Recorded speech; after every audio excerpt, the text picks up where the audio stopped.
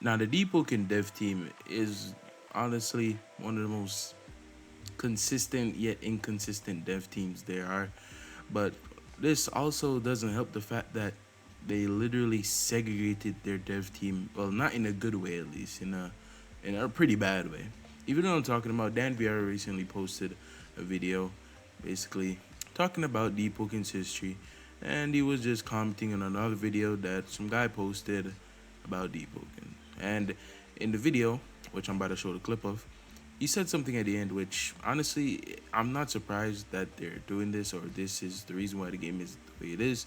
I kind of speculated it myself, but I'm just gonna play the clip so you understand what I'm talking about. Well, why don't the devs do this? Why don't the devs do that? You have to be realistic. And I've said this to Archmage, I've shit on the developers for this incessantly. They do not, like, work on each other's shit. The same reason, like, Bloodrend and Ironsing and all this broken shit in the game never gets fixed is because K1 made it. And if K1 isn't around, it's not being fixed. They only touch their individual projects.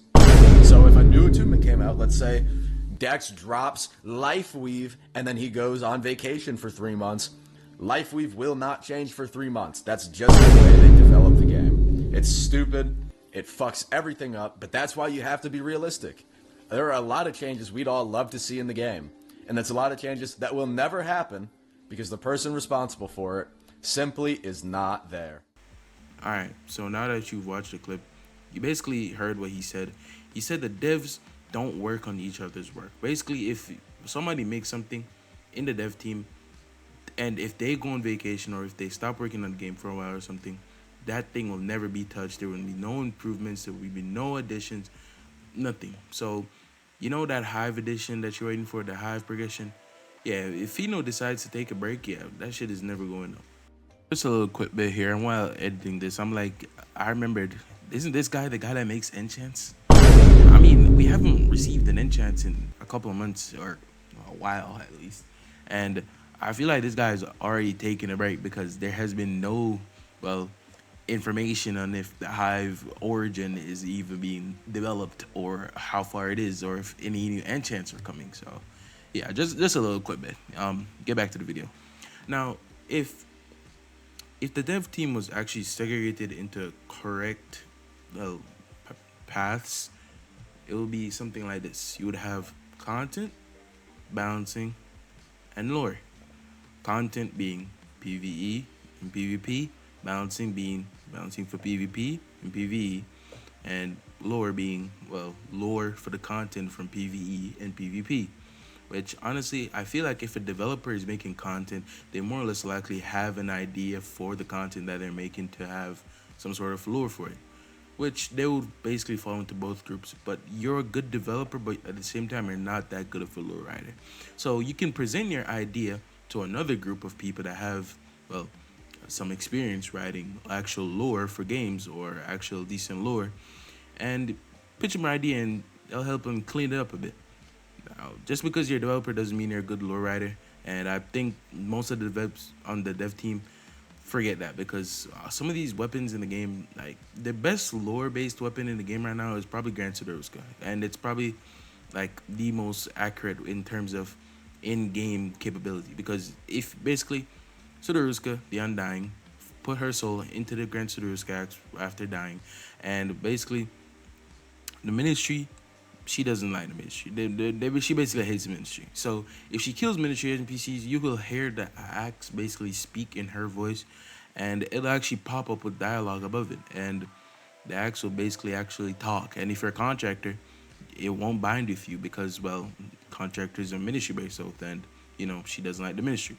So that is probably like the best lore based weapon in the game. I'm not gonna lie, it's the best weapon when it comes to lore. I don't think there's another weapon as well written and as well like implications of its lore being added into the game as that weapon.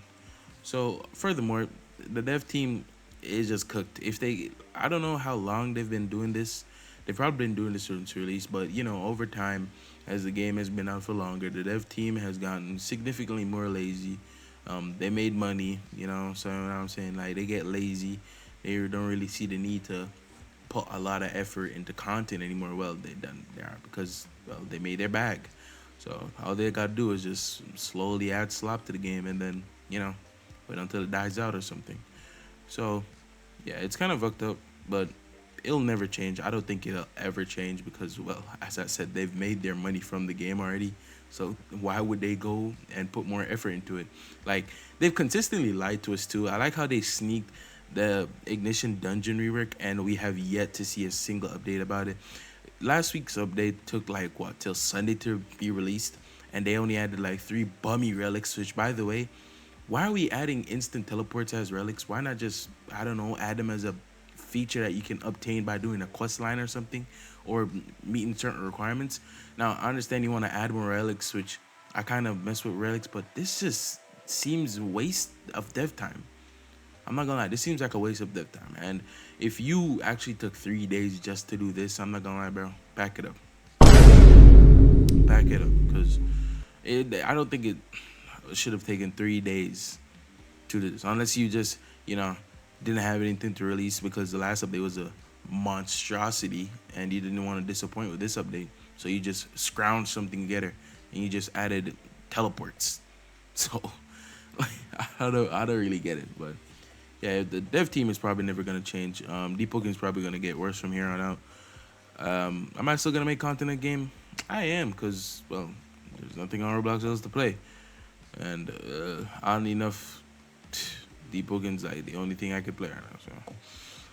So, leave a like, comment, subscribe. Close to 300 subs, and I'll see you guys next one, man. Peace.